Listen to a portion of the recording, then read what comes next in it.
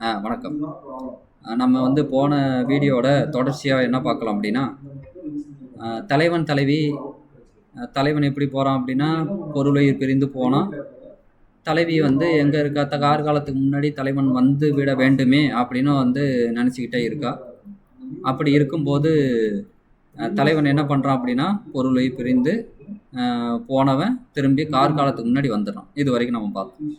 இப்போது இந்த அகத்துல பார்த்தீங்கன்னா, அவன் எந்த நேரத்துல தலைவிய போய் சந்திப்பான் அப்படின்னா, யாம பொழுதுல 10லேருந்து இரவு 2 மணி வரைக்கும். ஏன் 10லேருந்து 2 வரைக்கும் சொல்றாங்க அப்படின்னா, 10 மணிக்கு முன்னாடி போயிருந்தா, ஊர்ல அந்த தெருவுல வீட்டுல என்ன பண்ணியிருப்பாங்க அப்படின்னா, தூங்காம முழிச்சுக்கிட்டு இருப்பாங்க.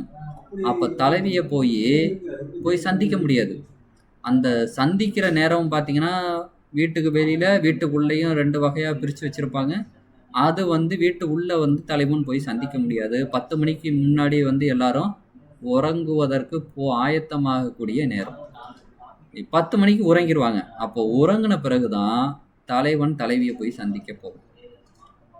சந்திச்சுட்டு எப்போ வரணும் அப்படின்னா 2 மணிக்குள்ள தலைவிய வீட்டுல இருந்து கிளம்பி தன் நாட்டு எல்லைக்குள்ள அந்த 10 to 2க்குள்ள வந்தே ஆகணும்.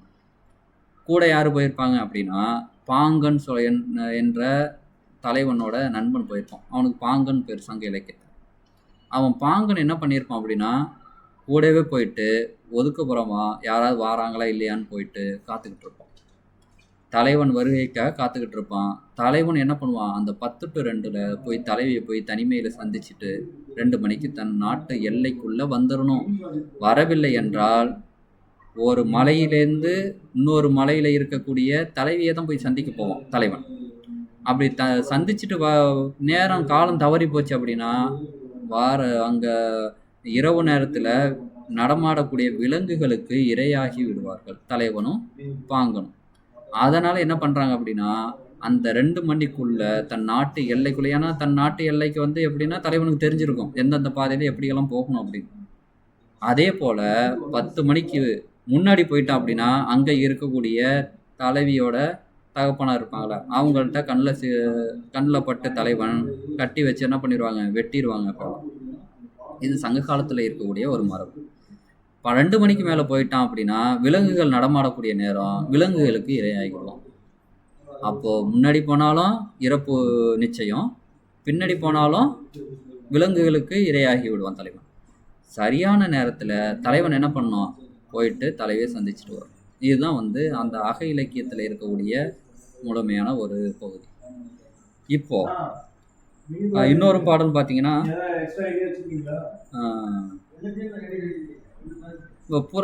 புறம் சார்ந்த பாடல்கள் எப்படி இருக்கும் அப்படின்னா, புறம் அப்படின்னா நமக்கு வந்து இந்த போர், வீரம், கொடை, புகழ், அறநெறி போதித்தல், இதெல்லாம் வந்து புறத்துல சேரும்.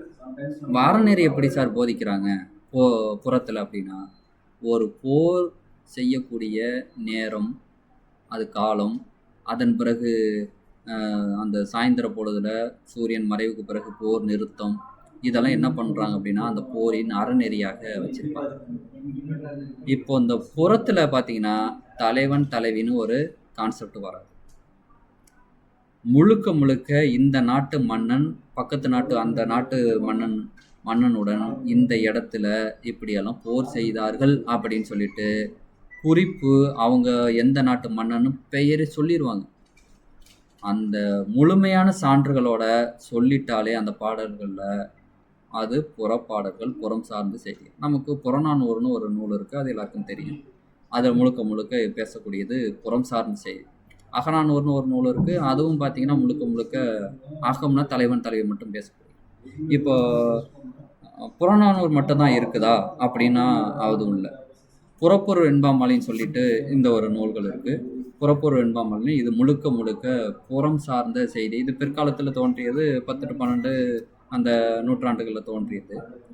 இந்த பகுதியில் பார்த்தீங்கன்னா முழுக்க முழுக்க புறம் சார்ந்த செய்திகளை தான் வந்து பேசியிருக்கோம். இப்போ இந்த புறம் சார்ந்த பாடல்கள் எப்படி இருக்கும் அப்படின்னா, ஒன்று ஒரு பாடலில் பெயரே அரசன் பெயரே சொல்லிடுவாங்க. இப்போ அரசன் பெயரை சொல்லக்கூடிய பாடல் வந்து பார்த்தீங்கன்னா, பாரி பாரி என்று பலர் ஏத்தி, பாரி ஒருவனுமல்ல மாரியும் உண்டு ஈண்டு உலகு பிறப்பதுவேன்னு ஒரு பாடல் இருக்கு. பாரி பாரி என்று பலர் ஏத்தி ஒருவர் புகழ்வர். எப்படி ஒருவர் புகழ்வர் சென்னா புலவன்.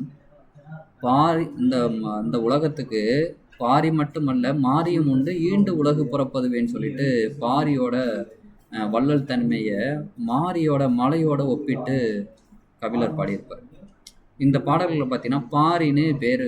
நம்ம பாரி நமக்கு தெரியும், வள்ளல்களில் ஒருத்தர், கடையில் வள்ளல்களில் ஒருத்தர். அவரோட பெயரே சொல்லிடுவாங்க. இப்போது இன்னொரு பாடல் பார்த்தீங்கன்னா நமக்கு வந்து இது ஒரு வகையான பெயரை சொல்லி அதிகமான பெயரை சொல்லியெல்லாம் பல பாடல்கள் இருக்குது. எந்த பெயருமே சொல்லாமல் எந்த ஒரு இந்த அகம் சார்ந்த செய்தி இல்லாமல் புறம் சார்ந்த செய்தி இல்லாமல் ஒரு பாடல் இருக்குது. இப்போ வந்து நமக்கு